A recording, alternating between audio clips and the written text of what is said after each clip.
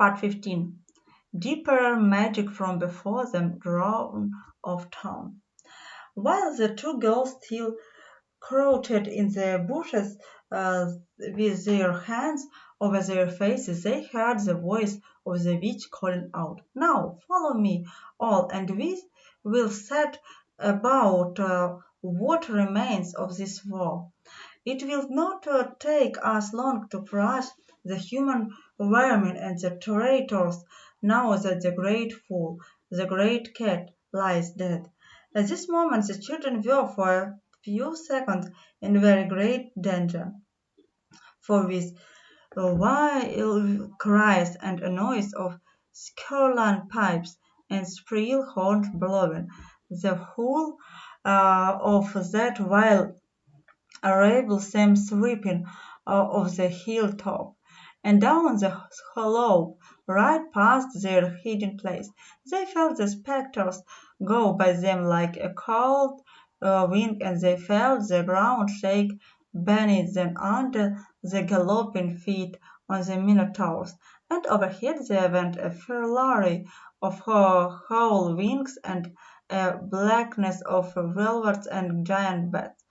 At any other time they would have trembled with fear, but now the sadness and shame and horrors of Iceland days to so filled their minds, and they hardly thought of it. As soon as the wood was silent again, Susan and Lucy crept out onto the open hilltop. The moon was getting low, and thin clouds were passing across her, but still they could see the shape of the lion lying dead in his bones. And down they both knelt in the wet grass and kissed his cold face and stroked his beautiful fur, what was left of it, and cried till they could cry no more. And then they looked at each other and held each other's hand for me, long lines, and cried again, and then again were silent. At last Lucy said, "I cannot bear to look at that horrible muzzle. I wonder could we take it off." So they tried, and after a lot of working at it, for their fingers were cold and it was now the darkest part of the night, they succeeded. And when they saw his face without it, they burst out crying again and kissed it and fondled it and wept away and bloated at the form as well as they could, and it was all more lonely and hopeless and horrible that I know how to describe. "I wonder could we until him as well," said Susan presently, but the enemies out of pure spitefulness had drawn the cord so tight that the girls could make nothing of the knots. I hope no one who reads this book has been quite as miserable as Susan and Lucy were that night, but if you have been up all night and cried till you have no more tears left you will know that there comes in the end of the sort of quietness you feel as if nothing well were going to happen again. At any rate, that was how it felt that to these two. Hours and hours seemed to go by in this dead calm, and they hardly noticed that they were getting colder and colder. But at last Lucy noticed two other things. One was that the sky on the east side of the hill was a little less dark than it had been an hour ago. The other was some tiny movement going on in the grass at her feet. At first she took no interest in this. What did it matter? Nothing mattered now. But at last she saw that whatever it was had begun to move up the upright stones of the stone table, and now whatever they were moving about on Aslan's body. She peered closer. They were light little grey things. "Ugh," said Susan from the other side of the table. "How beastly they are! horrid little mice crawling over him. Go away, you little beast, and he raised her hand to frighten them away. Wait, said Lucy, who had been looking at them more closely still. Can you see what they're doing? Both girls bent down and stared. I do believe, said Susan, but how queer! They're nibbling away at the cord. That's what I thought, said Lucy. I think they're friendly mice, poor little things. They don't realize he's dead. They think it's do some good untying him. It was quite definitely lighter by now. Each of the girls noticed it for the first time the white face of the other. They could see the mice nibbling away, dozens and dozens and hundreds of little field mice. And at last, the ropes were all grown to salt. The sky in the east was whitish by now, and the stars were getting fainter, although expect one very big one low down on the eastern horizon. They felt colder than they had been all night. The mice crept away again. The girls cleared away the remains of the grown ropes. Aslan looked more like himself without them. Every moment his dead face looked nobler. As the light grew and they could see it better. In the wood behind them a bird gave a chuckling sound. It had been so still for hours and hours that it startled them. Then another bird answered it. Soon there were birds singing all over the place. It was quite definitely early morning now, not late night. I'm cold, said Lucy. So I am, said Susan. Let's walk about a bit. They walked to the eastern edge of the hill and looked down. There one big star had almost disappeared. The country all looked dark grey, but beyond, at the very end of the wood, the sea hovered pale.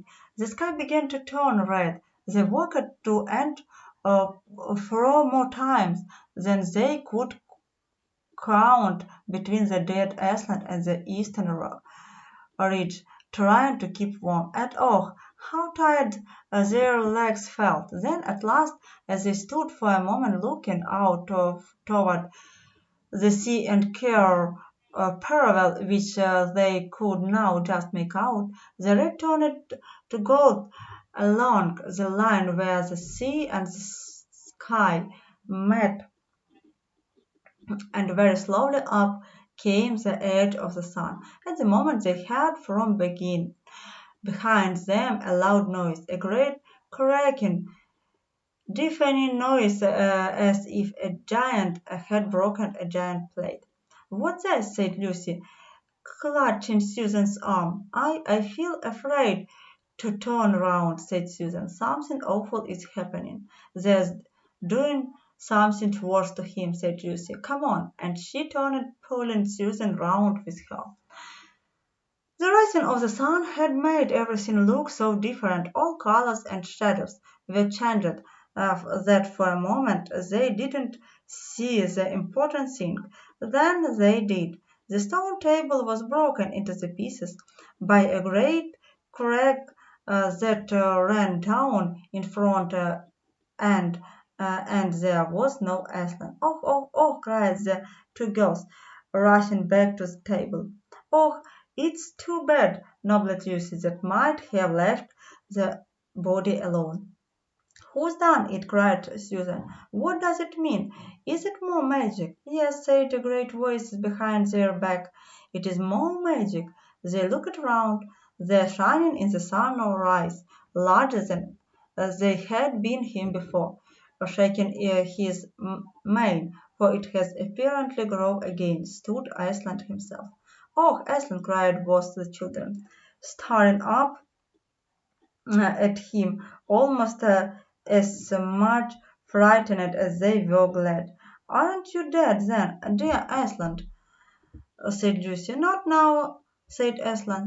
"You are not, not, asked Susan in a shaky voice. She didn't bring herself to say the word ghost. Aslan stooped his gold head and licked her forehead, the warmth of his breast, and a rich sort of smell that seemed to hang about his hair came all over her. "Do I look it?"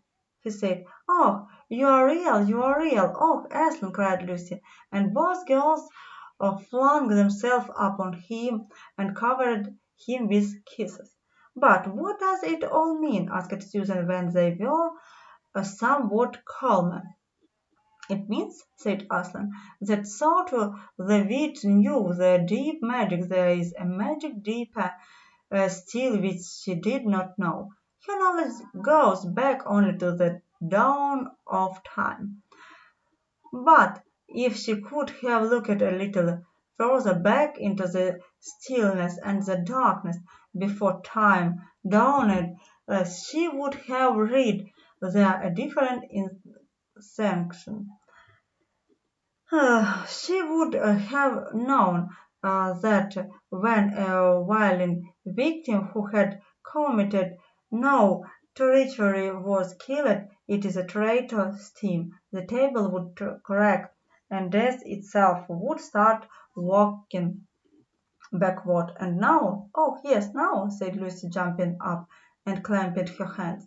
Oh, children, said the lion, I feel my strength coming back to me. Oh, children, catch me if you can. He stood for a second, his eyes very bright, his limbs quarrelly, lashing himself with his tail. Then he made a leap high over their head and landed on the other side of the table.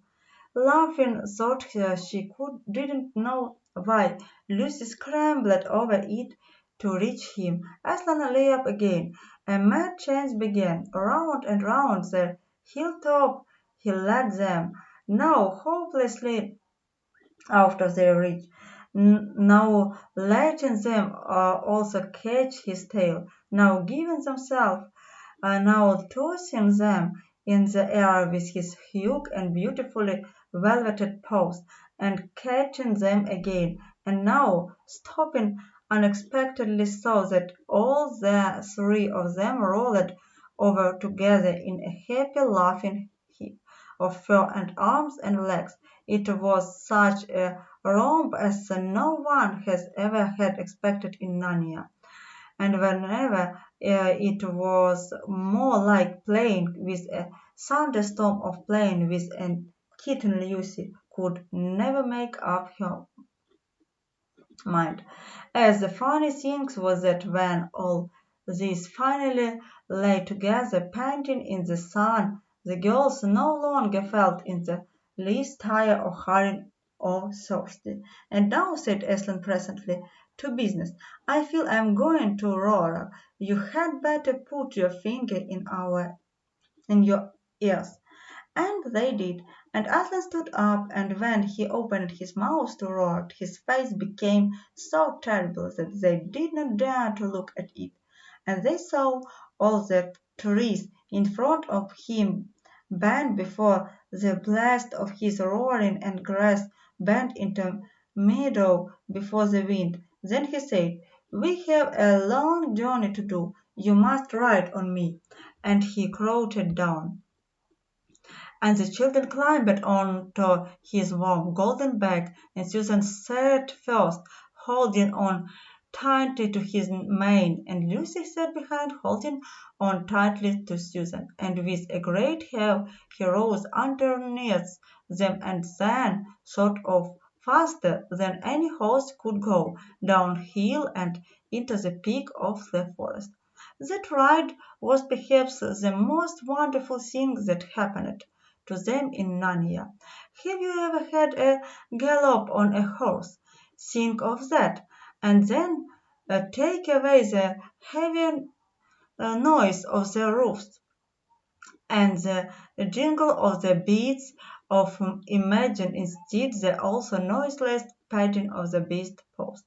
Then imagine instead of the black or grey or chestnut back of the horse, the soft roundness of golden fur, and the same flying back into the wind. And then imagine you are going about twice as fast as the fastest racehorse. But this is a mount that doesn't need to be guided and never grows tired.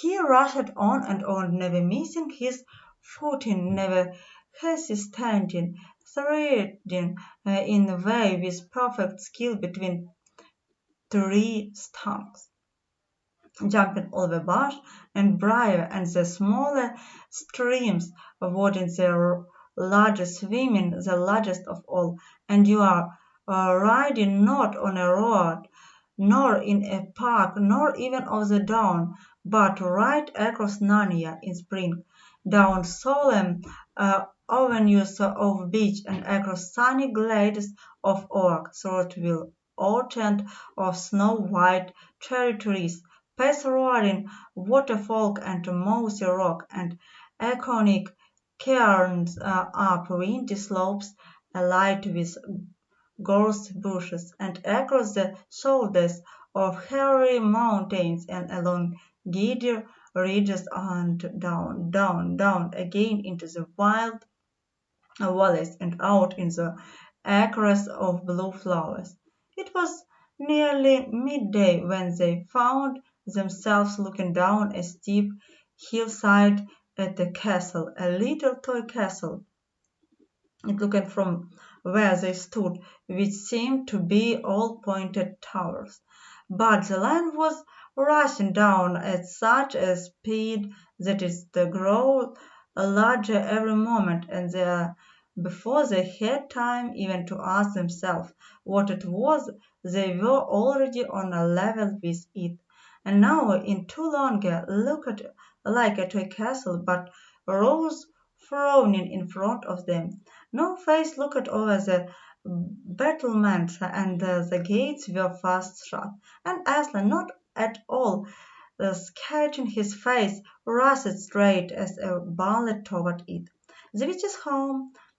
he cried. "Now, children, hold tight!" The next moment the whole world seemed to turn upside down, and the children felt it they had left their inside behind them, for the lion had gathering himself together for a greater leap than any had yet made and jumped, or you may call it flying rather than jumping, right over the castle wall. The two girls, breathless but unhurt, found themselves tumbling off his back in the middle of a wide stone courtyard full of stages. Part 16. What happened about the stages? What an extraordinary place! Cried Lucy. All those stones, animals, and people too. It's like a museum. Hush, said Susan. Aslan's going something. He was indeed. He had bounded up to the stone lion and the brace of him. Then, without waiting a moment, he whisked around almost as if he had been a cat chasing its tail, and braced also as a stone dwarf, which, as you remember, was standing a few feet from the lion with his back to it. Then he pounced on a tall stone dryad which stood beyond the dwarf, turning rapidly aside to deal with a stone rabbit on his right, and rushed on two centaurs. But at the moment Lucy said, "Oh, Susan, look at the lion. I expect you've seen someone put a lighted match to a bit of newspaper which is propped us in a great games and until fire, and for a second nothing seems to have happened, and then you notice a tiny streak of flame cheering along the edge of the newspaper. It was like that now. For a second after Aslan had breathed upon him, the stone lion looked just the same. Then a tiny stalk of the gold began to run along his white marble back. Then it spread. Then the color seemed to leak all over him as the flame leaked all over a bit of paper. Then, while his hindquarters were still obviously stone, the lion shook his mane, and all the heavy stone falls rippled into living hair. Then he opened a great red mouth, warm at living and grave, a prodigious yawn. And now his hind legs had come to life. He lifted one of them and scratched himself. Then, having caught sight of Aslan, he went bounded after him and freaking round his whimpering with delight and jumped up to lick his face. Of course, the children's eyes turned to fall on the lawn, but the sight they saw was so wonderful that they soon forgot about him. Everywhere the statues were coming to life. The country yet looked no longer like a museum. It looked more like a zoo. Creatures were running after Aslan and dancing around him till he was almost hidden in the crowd. Instead of all that deadly white, the crowdyard was now a blaze of colors. The glossy chestnut sides of centaurs, indigo horns of unicorns, dazzling plumage of birds, ruddy brown of foxes, dogs, and starries, yellow stockings and crimson hood of doves, and the bird girls in silver, and the beach girls in fresh, transparent green, and the large girls in green so bright that it was almost yellow, and instead of the deadly silence, the whole place rang with the sounds of happy roaring, braying, yelping, barking, squealing, calling, neighing, stamping, shouts, hooray, sounds, and laughter. Oh, said Susan in a different tone. Look, I mean, it is five. Lucy looked and saw that Aslan had just breathed at the feet on the stone giant. "It's all right," shouted Aslan joyously. "Once the feet are put right, all the rest of him will follow." "That wasn't exactly what I mean," whispered Susan to Lucy, but it was too late to do anything about it now, even if Aslan would have listened to her. The change was already creeping up the giant's legs. Now he was moving his feet.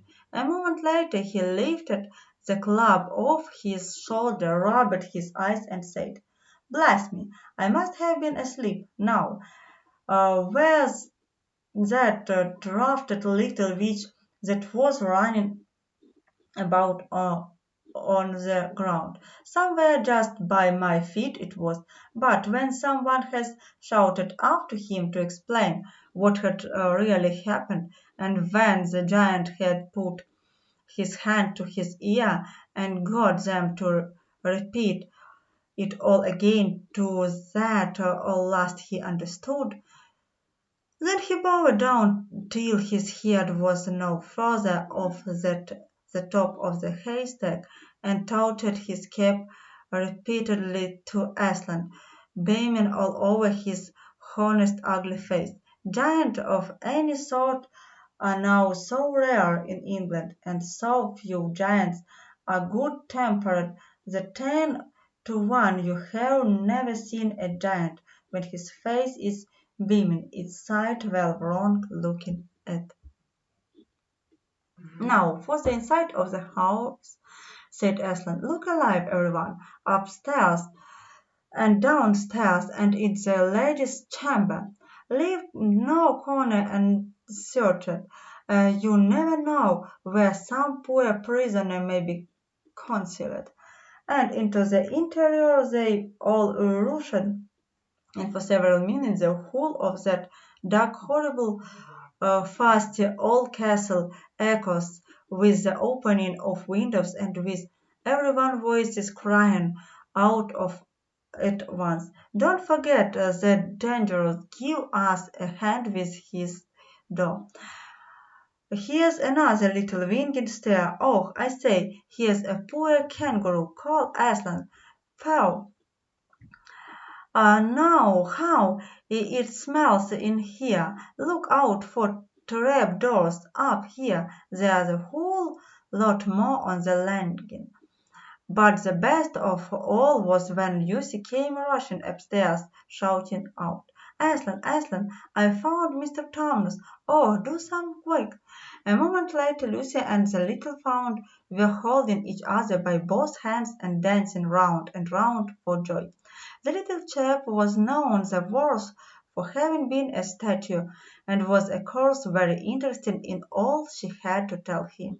But at last the escaping of the witch fortress was ended. The whole castle stood empty, with every door and window open, and the light and the sweet spring air flooding it. All the dark and evil places which needed them too badly.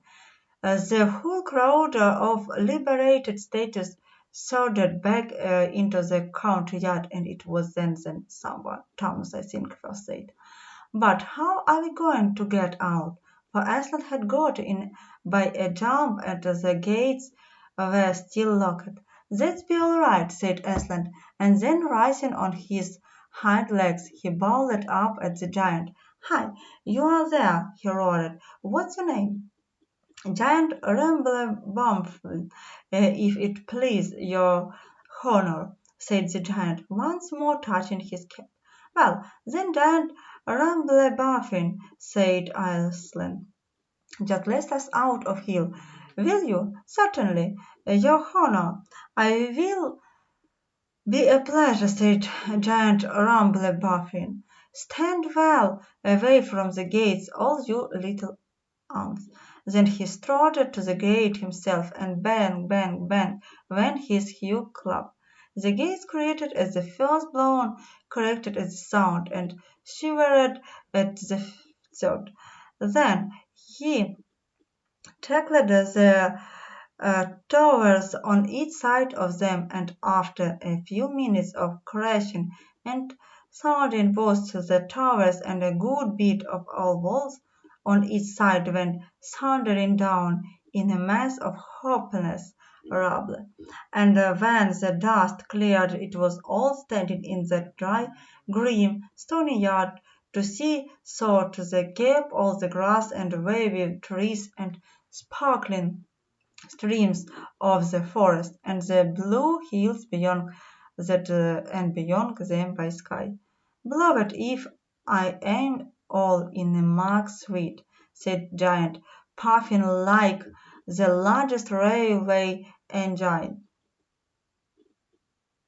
comes of being out of the condition. "I suppose neither of you young ladies has such a thing as a pocket handkerchief about you." "Yes, I have," said Lucy, standing on tiptoes and holding her handkerchief up as fast as she could reach. "Thank you, Mrs.," said Giant Rumblebuffin, stooping down. Next moment Lucy got rather a flight, for she found herself caught up in mid-air between the giant's finger and thumb.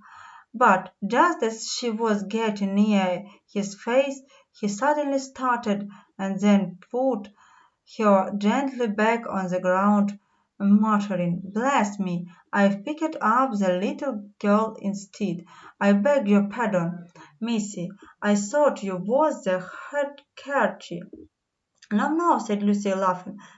"Here it is. This time he managed to get it, but it was only about the same size to him that a saccharine tablet would be to you, so that when she saw him solemnly rubbing it to and fro across his great red face, she said, "I'm afraid it's not much use to you, Mr. Bumblebuffin." "Not at all, not at all," said the giant politely. "Never met a nicer handkerchief. So fine, so handly, so I don't know how to describe it. "What a nice giant he is," said Lucy to Mr. Thomas. "Oh, yes," replied the fawn. All the Buffins always were. One of the most respected of all the giant families in Narnia. How very clever, perhaps I never knew a giant that was but an old family, with traditions, you know. If he'd been the other sort, she'd never have turned him into stone. At this point, Aslan clapped his paws together and called for silence. "Our day's work is not yet over," he said, "and if the witch is to be finally defeated before bedtime, we must find the battle at once." "And join it, I hope so," added the largest of the centaurs. "Of course," said Aslan, "and now those who can't keep up, that is, children, drafts, and small animals, must ride on the back of those who can, that is, lions, serpents, unicorns, horses, giants, and eagles. Those who are good with their noses must come in the front with us lions to smell out where the battle is. Look, lively and sort yourself." And with a great deal of bustle and cheering they did. The most pleased of the lot was the other lion, who kept running about everywhere pretending to be very busy, but really in order to say to everyone he met. "Did you hear what he said?" asked Lion. "That means him and me, us lions. That's what I like about Iceland. No side, no stand offishness, us lions. That means him and me." At least he went on saying this till Iceland had loaded him up with 3 drafts, 1 dryad, 2 rabbits, and a hedgehog that steadied him a bit. When all were ready, it was a big sheepdog who actually helped Iceland most in getting them sorted into their proper order. They sent out through the gap in the castle wall. At first the lions and dogs went nosing about it all directions, but then suddenly one great hound picked up the scent and gave a bay. There was no time lost after that. Soon all the dogs and lions and wolves and other hunting animals were going at full speed with their noses to the ground, and all the others, streaked out of about half a mile behind them, were following as fast as they could.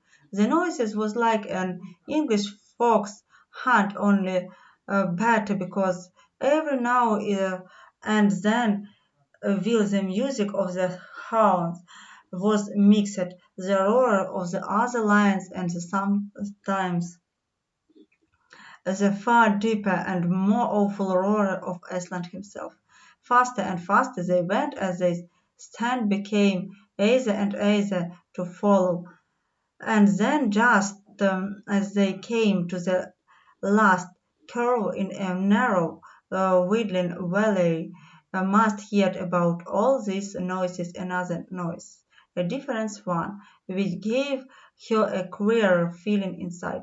It was a noise of shouts and shrieks and of the clashing of metal against metal. Then they came out of the narrow valley, and at once she came the reason. They stood Peter and Edmund and the rest of Aslan's army fighting desperately against the crowd of horrible creatures from his had seen last night.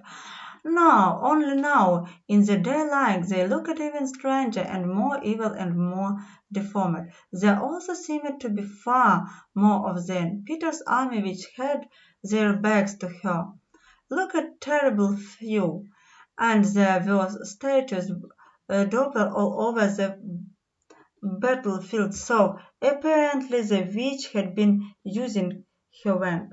But she didn't seem to be using it now. She was fighting with her stone knife. It was Peter she was fighting, both of them going at it so hard that Lucy could hard make out than was happening. She only saw the stone knife and Peter's swords flashing so quickly that they looked like three knives and three swords. The pair were in the center. On each side the lines scratched out. Horrible things were happening wherever she looked. "Off my back, children!" shouted Aslan, and they both trembled off. Then, with a roar that shook all Narnia from the western lamppost on the shores of the eastern sea, the great beast flung himself upon the white witch. Lucy saw her face lifted toward him for 1 second with an expression of terror and amazement. Then lion and witch had rolled over together, but with the witch underneath, and at the same moment all warlike creatures from Aslan had led from the witch's house rushed madly on the enemy lines, dwarfed with their battleaxes, the dogs with teeth, the giant with his club, and his feet also crushed a dozen of one toy. Unicorn with their horns, centaur with swords and hoods, and Peter's tired army cheered, and the newcomers roared, and the enemy squealed and giggled till the wood echoes with their din of that one set. Part 17. The Hunting of the White Stag. The battle was all over a few minutes after their arrival. Most of the enemy had been killed in the first change of Aslan and his companions.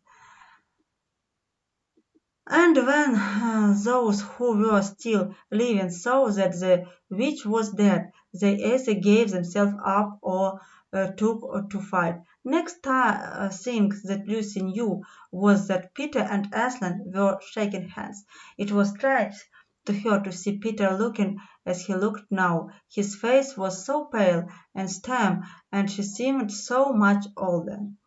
It was all Edmund's going, Aslan. Peter was saying. We'd have been beaten if it hadn't been for him. The switch was turning our dropped into stone right and left, but nothing would stop him. He fought his way through 3 orders to where she was just turning one of your leopard into a statue, and when he reached her, he had sense to bring his sword, smashing down on her wing instead of trying to go for her directly, and simply getting made of statue himself for his pain. That was the mistake all the rest were making. Once her wing was broken, we began to have some chance, if we hadn't lost so many already. He was terribly worried. We must go and see him. They found Edmund in charge of Mrs. Beaver a little way back from the frightened lion. He was covered with blood. His mouth was open and his face a nasty green color. "Quick, Lucy," said Aslan. And then, almost for the first time, Lucy remembered the precious cordial that had been given her for a Christmas present. Her hand trembled so much that her could hardly undo to stop her, but she managed it in the end of poured a few drops into her brother's mouth. "There are other people wounded," said Aslan while she was still looking eagerly into Edmund's pale face and wondered if the cordial would have any result. "Yes, I know," said Lucy crossly. "Wait a minute. Dr. Fifth," said Aslan in a graver voice. "Others also are at the point of death. Must more people die for Edmund?"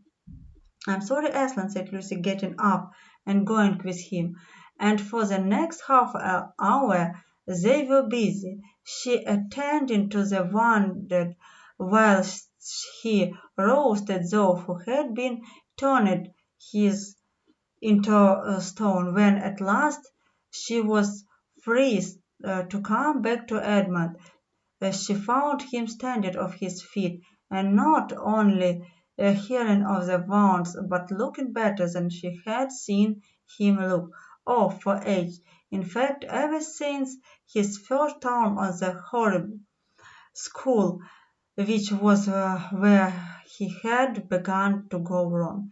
He had become his real old self again and could look you in the fence, and there on the field a battle Aslan made him a knife. Does he know, whispered Lucy to Said, what Aslan did for you? Does he know what the arrangement with the witch really was? Hush! No, of course not, said Susan. Ought he to be told? Said Lucy. Oh, surely not, said Susan. It would be too awful for him. Think how you'd feel if you were here. All the same, I think he ought to know, said Lucy. But at that moment they were interrupted. That night they slept where they were. Now Aslan provided food for them all I don't know, but somehow or other found themselves all sitting down on the grass to a fine high tea at about 8 o'clock. Next day they began marching eastward down the side of the great river, and the next day after that, at about tea time, they actually reached the most. The castle of Cair Paravel, now its little hill towered up above them. Before them were the sand with the rock and little pool of the salt water and seaweed and the smell of the sea and long miles of the bluish green waves breaking forever and ever on the beach. And oh, the cry of the seagulls. Have you heard it? Can you remember? That evening after tea, the four children all managed to get down to the beach again and get their shoes and stockings off and feel the sand between their toes. But next day was more solemn, for then in the great hall in the Cair Paravel, that wonderful hall with the ivory roof and the vast fall hung with peacock's feathers, and the eastern door with the locks toward the sea in the presence of all their friends, and to the sound of trumpets, Aslan solemnly crowded them and led them to the four thrones amid deafening shouts of "Long live King Peter! Long live Queen Susan! Long live King Edmund! Long live Queen Lucy!" Once a knight or queen in Narnia, always a king or queen. Bear it well, sons of Adam. Bear it well, daughter of Eve, said Aslan.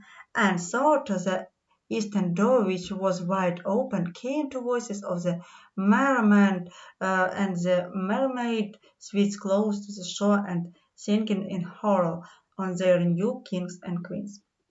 So the children sat on their thrones, and scepters were put into their hands, and they gave rewards and honors to all their friends, to Tamnus the fawn, and to the beaver and giant Rumblebuffin, to the leopards and the good centaurs and the good dwarfs and the lion. And that night there was a great feast in Cair Paravel, and revelry and dancing and gold flashed and wine flowed, and answering to the music inside was stranger, sweeter, and more piercing came the music of the sea people. But amid all this rejoicing, Aslan himself quietly slipped away, and when the kings and queens noticed that he wasn't there, they said nothing about it, for Mr. Beaver had warned them. He'll be coming and going, he said. One day you see him and another you won't. He doesn't like being tied down, and of course he has other countries to attend to. It's quite all right. He'll often drop it, only you mustn't press him. He's wild, you know, not like a tame lion. And now, as you see, this story is nearly but not quite at an end. these two kings and two queens governed Narnia well, and long and happy was their reign, as first much of their time was spent in seeking out of remnant of the White Witch army and destroyed them, and indeed for a long time there would be news of evil things lurking in the wild parts of the forest, haunting here and killing there. A glimpse for a werewolf for 1 month of the ruin of a hand next. But in the end, all of the four bros was stamped and they made good laws and kept the peace and saved good trees from being unnecessarily cut down, and liberated young dwarfs and young stallion being sent to school, and generally stopped busybody and interest and encouraged ordinary people who wanted to live and let live. And they drove back the first giant, quite a different sort from giant Rumblebuffin on the north of Narnia when this venture across the frontier, and they entered into friendship and alliance and country beyond the sea and paid them visits of the states of visits of state from them, and they themselves grow and changed as the years passed over them. And Peter came tall and deep-chested man and great warrior, and he was called King Peter the Magnificent. And Susan grew into a tall and gracious woman with black hair and fell almost to her feet, and the kings to the countries beyond the sea began to send ambassadors asking for her hand in marriage. And she was called Susan the Gentle. Edmund was a graver and quieter than man than Peter, and great in council and judgment. He was called King Edmund the Just. But as for Lucy, she was always gay and golden-haired, and all princes in those parts desired her to be their queen, and her own people called her Queen Lucy the Violent. So they lived in great joy, and if ever they remembered their life in this world, it was only as one remembers a dream. And one year it fell out that Thomas, who was a middle-aged found by now and beginning to be stout, came down river and brought them news that the white stag had once more appeared in his path. The white stag who would give your wishes if you caught him. So these two kings and two queens with the principal members of their court rode hunting with a horn and hounds in the western wood to follow the white stag, and they had not hunted long before they had a sight of him, and he led them a great pace over a round of smooth and short cirque and thin, till the horses of the old countries were tried out, and only these four were still following, and they saw the stag enter into a thicket where their horses could not follow. Then said King Peter, for they talked in the quite a different style now, having been king and queens for so long, fair consorts, let us now alight from our horses and follow his beats into the thickets, for in any all my days I never hunted a noble quarry. So said the other, even so let us do. So they alighted and tied their horses to trees, and went one into the thick wood on foot. And as soon as they had entered it, Queen Susan said, "Fair friends, here is a great marvel for a to seem a tree of iron." "Madam," said King Edmund, "if you look well upon it you shall see it is a pillar of iron with a lantern set on the thereof. By the Lion's mane, a strange device, said King Peter, to sit a lantern here where the trees clustered too thick about it and so high about it that if it were lit it should give light to no man. So, said Queen Lucy, by likelihood, when this post and his lamp were set here, there were smaller trees in the place, or fairer of known, for this is a young wood and the iron post of it. And they stood looking upon it. Then said King Edmund, I know, not now it is, but this lamp on the post worked out the strangely. It runs into the means that I have seen the like therefore, as it were a dream, or in the dream. So answered they all. It is even so with us also. And more, said Queen Lucy, for it will not go out to the mind that it will pass this post and lantern there. We shall find strange adventures, or else some great change of our fortune. Madam, said kind King Edmund, the like foreboding stirred in my heart also, and in mine, fair brother, said King Peter, and it mine too, said Queen Susan. Wherefore, by my counsel, we shall lightly return to our horses and follow this white stag no further. Madam, said King Peter, therein I pray this to have me excuse, for never since we four were kings and queen in Narnia have we set our hands to any height matter, as battle, quarrels, feathers, or arms, act or just dice, and the like, and then given over, but always what we have taken in hand, the same we had achieved.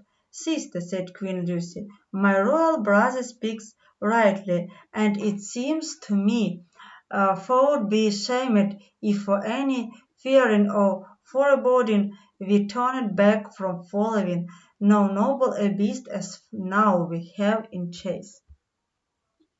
And so I, said King Edmund, and I have such a desire to find the signification of this thing, what I would not, by my good will, turn back for the richest jewel in Narnia and the other islands. Then, in the name of Aslan, said Queen Susan, if I will all have it so, let us go on and take the adventure that shall fall to us. So these kings and queens entered the thicket, and before they had gone a sort of paces, they remembered that the thing they had been was called a lamppost, and before they had gone 20 more, they noticed that they were making their way not through branches, but through coast, and the next moment they all came tumbling out of the wardrobe door into the empty room. And they were no longer kings and queens in their hunting arrive, but just Peter, Susan, Edmund, and Lucy in their old clothes. It was the same day and the same hours of the day on which they had all gone into the wardrobe to hide. Mrs. Mulready and the visitors were still talking in the passage, but luckily they never came into the empty room, and so the children weren't caught. And that would have been the very end of the story if it hadn't been that they felt they really must explain to the professor why four of the coast out of his wardrobe were missing, and the professor, who was a very remarkable man, didn't tell them not to be silly or not to tell lies, but believe the whole story. No, said, I don't think it will be any good trying to go back through the wardrobe door to get the cords. You won't get into Narnia again by that rule. Nor would the cards be much use by now if you did. What's that? Yes, of course, you get back to Narnia again some day. Once a king in Narnia, always a king in Narnia. But don't go trying to use the same road twice. Indeed, don't try to get theirs at all. It's happen when you are not looking for it. And don't talk too much about it then among yourself. And don't mention it to anyone else unless you find that they've had adventures of the same sort themselves. What's that? How will you know? Oh, you'll know all right. Odd things they say, even their looks will let the secret out. Keep your eyes open. Bless me. What do they teach them at this school? And that is the very end of the